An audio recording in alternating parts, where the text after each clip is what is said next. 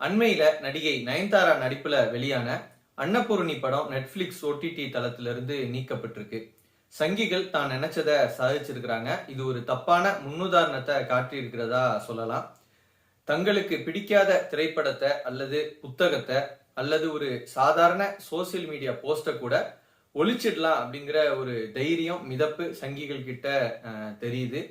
உங்கள சிலர் அன்னபூரணி படத்தை பார்த்துருக்கலாம் அல்லது சில பேர் பார்க்காம இருக்கலாம்.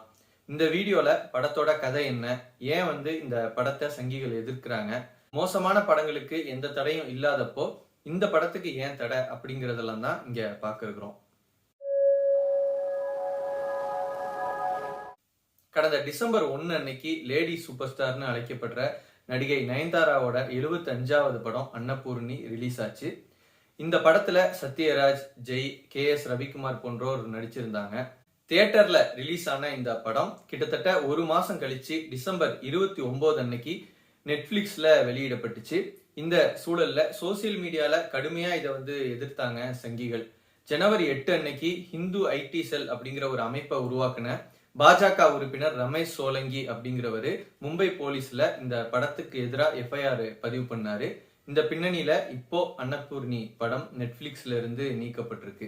படத்தோட கதை என்னன்னு சொன்னா, கதாநாயகி அன்னபூர்ணிக்கு சின்ன வயசுல இருந்தே பெரிய செஃப் ஆகணுங்கிற ஒரு ஆசை, லட்சியம் இருந்து வருது. தான் சாப்பிடுற உணவோட ருசியை அதிகமா உணரக்கூடிய ஒரு நபரா அவங்க இருக்காங்க.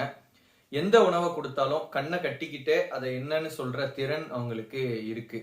ஹீரோயினோட அப்பா ஸ்ரீரங்கம் கோவில்ல பிரசாதம் தயாரிக்கிறவரா இருக்காரு. அதனால அவரு மாமிசத்தை வெறுக்கிற பிராமினா இருக்காரு. தன்னோட பொண்ணு செஃப் ஆகணும்னா மாமிசத்தை தொட வேண்டி இருக்கும் அப்படிங்கிறதுனால அதை அவர் கடுமையா எதிர்த்து வர்றாரு. இந்த சூழல்ல கதாநாயகி படிப்பை முடிச்சு வேற வேலைக்கு போனாலும் அதுல அவங்களுக்கு திருப்தி இல்லை. அவங்களுக்கு செஃப் ஆகணுங்கிற ஒரு ஆவல், அதுவும் அவங்க தன்னோட ரோல் மாடலா பாக்குற செஃப் ஆனந்த் சுந்தர்ராஜ் மாதிரி ஆகணும்னு நினைக்கிறாங்க. அதனால வீட்டுல MBA படிக்கிறதா சொல்லிட்டு ஹோட்டல் மேனேஜ்மெண்ட் படிப்புல சேர்றாங்க. ஒரு கட்டத்துல இந்த விஷயம் கதாநாயகியோட அப்பாவுக்கு தெரிஞ்சிருது. அவர் அன்னபூர்ணிக்கு திருமணம் செஞ்சு வைக்க முயற்சிக்கிறாரு. ஆனா தன்னோட பாட்டியோட உதவியால வீட்டுல இருந்து வெளியேறி சென்னை போயிடுறாங்க அன்னபூர்ணி. அங்க ஒரு வழியா அவங்க தன்னோட ரோல் மாடலா கருதுற செஃப் ஆனந்த் சுந்தர்ராஜன் இருக்கிற ஹோட்டல்லையே வேலைக்கு செஞ்சிடுறாங்க. அதுக்கப்புறம் அவங்களுக்கு என்ன மாதிரியான தடைகள்லாம் வருது, எப்படி அதையெல்லாம் ஓவர் கம் பண்றாங்க, இந்தியாலேயே பெரிய செஃப்பா ஆகணுங்கிற அவங்க கனவு நினைவாச்சா இல்லையா அப்படிங்கறதெல்லாம் தான் படத்தோட மொத்த கதை.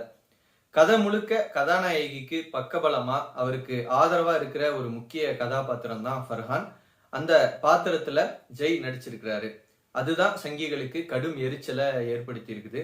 பொதுவா ஹிந்து கதாநாயகனுக்கு முஸ்லிம் கதாநாயகியை வச்சு ஏகப்பட்ட திரைப்படங்கள் வந்திருக்கு. பாம்பே, ஜெய்ராம், இப்படி பல படங்களை அதுக்கு உதாரணமா சொல்லலாம். இது அப்படியே உல்டாவா எந்த அளவுக்கு படமா எடுக்கப்பட்டிருக்கு அப்படிங்கிறது கேள்விக்குறிதான். அன்னபூர்ணி படத்தை தடை பண்ற அளவுக்கோ ஒரு OTT தளத்திலிருந்து நீக்கிற அளவுக்கோ எந்த பிரச்சனையும் இல்லை அப்படின்னு தான் நான் நினைக்கிறேன். ஒரு மோசமான தீய அரசியல் அஜெண்டாவோட வெறுப்பு பிரச்சாரத்துக்காகவே எடுக்கப்படுற காஷ்மீர் ஃபைல்ஸ், கேரளா ஸ்டோரி மாதிரியான விஷம் கக்குகிற படங்கள் எந்த தடையும் இல்லாம வெளிவர முடிகிற போது அப்படியான தீய நோக்கம் எதுவும் இல்லாத அன்னபூர்ணி மாதிரியான ஒரு சாதாரண படம் வெளிவர முடியலைங்கிறது எந்த அளவுக்கு நம்முடைய சூழல் சங்கிமயப்பட்டிருக்கு அப்படிங்கறது தான் நமக்கு இது காட்டுது. சங்கிகள் படத்தை எதிர்க்கிறதுக்கு சில விஷயங்களை காரணங்களா சொல்றாங்க. முதல் விஷயம், கதாநாயகியுடைய நண்பர் ஃபர்ஹான் வால்மீகி ராமாயணத்துல ராமர் மாமிசம் சாப்பிட்டதா குறிப்பிடுவாரு. அப்போ அதை சாப்பிடுறதோ சாப்பிடாததோ உங்களோட விருப்பம், ஆனா அதை சமைக்கிறதுல எந்த தப்பும் இல்லைன்னு அவரு சொல்லுவாரு. ராமர் மாமிசம் சாப்பிட்டதா சொல்றத பார்ப்பனர்களே மறுக்க முடியாது. புலால் உணவு உண்றத பார்ப்பனர்கள் எதிர்க்க தொடங்கினது ஒரு வகையான அரசியல் தான். இது ஒரு வேற சப்ஜெக்ட். அன்னபூரணி படத்துல சங்கிகள் எதிர்க்கிற இன்னொரு காட்சி இருக்கு. அது என்னன்னு சொன்னா, ஃபர்ஹானை லவ் பண்றதா பூரணியுடைய அப்பா சந்தேகப்படுவாரு. அந்த சந்தர்ப்பத்துல கதாநாயகி சொல்லுவாங்க, எனக்கு மாப்பிள்ளை பார்த்தா ஃபர்ஹானை மாதிரி தான் கேட்பேன், ஆனா ஃபர்ஹான் தான் வேணுமான்னு கேட்டா எனக்கு தெரியாது அப்படின்னு சொல்லி ஒரு வசனம் வரும். தனக்கு சின்ன வயசுல இருந்து ஆதரவா இருக்கிற ஃபர்ஹான் கதாபாத்திரத்தை அவங்க அப்படி சொல்லுவாங்க. படம் லவ் ஜிஹாத ஆதரிக்கிறதா சங்கிகள் கதறதுக்கு இதுதான் காரணம். படத்தை பொறுத்த வரைக்கும் லவ்வுக்கு முக்கியத்துவம் இருக்காது. தன்னோட லட்சியத்தை நோக்கி கதாநாயகி அன்னபூர்ணி கொஞ்சம் கொஞ்சமா முன்னேறிக்கிட்டு போறதை தான் படத்துல காட்டுவாங்க. கதாநாயகிக்கும் அதை தவிர எதுவும் கவனத்திலேயே இருக்காது. கிளைமேக்ஸ்ல பிரியாணி சமைக்கிற சூழல் வர்றப்போ ஃபரஹானோட அம்மா மாதிரி தொழுதுட்டு கதாநாயகி நயன்தாரா சமைப்பாங்க. அந்த குறிப்பிட்ட காட்சியில கூட ஹீரோயின் சொல்லுவாங்க, பிரியாணிக்கு ஏது சார் ஜாதி மதம்லாம், பிரியாணி இஸ் அன் எமோஷன் அப்படின்னு சொல்லி சொல்லுவாங்க. படத்தோட இந்த பகுதியையும் சங்கிகள் பிரச்சனையாக்கி இருக்காங்க. அன்னபூர்ணி படத்துக்கு எதிராக புகார் பதிவு பண்ணின ரமேஷ் சோலங்கி இதுக்கு முன்னாடியுமே இப்படியான சில சர்ச்சையை கிளப்பி இருக்காரு. சோசியல் மீடியால பதிவு பண்றவங்க மேல, அமேசான் பிரைவ் மேலலாம் புகார் கொடுத்து தொந்தரவு கொடுக்கறத ஒரு பிழைப்பாவே அவர் வச்சிருக்கிறது தெரியுது. இந்த இடத்துல நமக்கும் சில ஐயங்கள் எழுது. என்னன்னு சொன்னா, ஒரு தமிழ் படத்தை இப்படி சங்கிகளால காலி பண்ண முடியுதுன்னா அது சொல்ல வர செய்தி தான் என்ன அப்படிங்கிறது தான். மிக பிரபலமான நடிகை நயன்தாரா போன்றோருக்கே இந்த நிலைனா, வகுப்புவாதம், பாசிசம் இப்படியான வைதிக நடைமுறைகள் பத்திலாம் இந்தியால இனிமே பேச முடியுமா அப்படிங்கிற ஐயம் தான் எழுது. இந்த சூழல்லையும் தமிழ்நாட்டில் உள்ள திரைப்பிரபலங்கள் சத்தம் மூச்சே இல்லாம இருக்கிறத நம்ம பார்க்கலாம். இது பத்தி ஒரு பத்திரிகையாளர் ட்விட்டர்ல ஒரு பதிவு போட்டிருந்தாரு. அதுல முன்னணி நடிகர்களோட கள்ள மௌனத்தை அவரு கேள்வி எழுப்புறாரு. ரஜினிகாந்த் தன்னுடைய அடுத்த படமான லால் சலாம்ல முஸ்லிம் கதாபாத்திரத்துல நடிக்கிறதா சொல்றாங்க. அவரு சைலண்டா இருக்காரு. தன்னை நாத்திகர், பகுத்தறிவுவாதி, அறிவுஜீவி, கம்யூனிஸ்ட் அப்படிலாம் சொல்லிக்கிற கமலஹாசனும் சத்தம் இல்லாம இருக்காரு.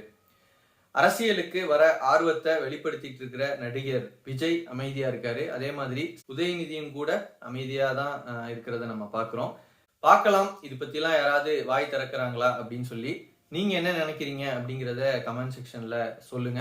இந்த வீடியோவை உங்க நண்பர்களுக்கு ஷேர் பண்ணுங்க. சங்கிகள் தான் விரும்புறதையெல்லாம் செய்ய அனுமதிக்கிறது இந்த சமூகத்துக்கு நல்லது இல்லை அப்படிங்கிறத மட்டும் சொல்லி நான் இந்த வீடியோவை நிறைவு செய்றேன். மீண்டும் சந்திப்போம். நன்றி.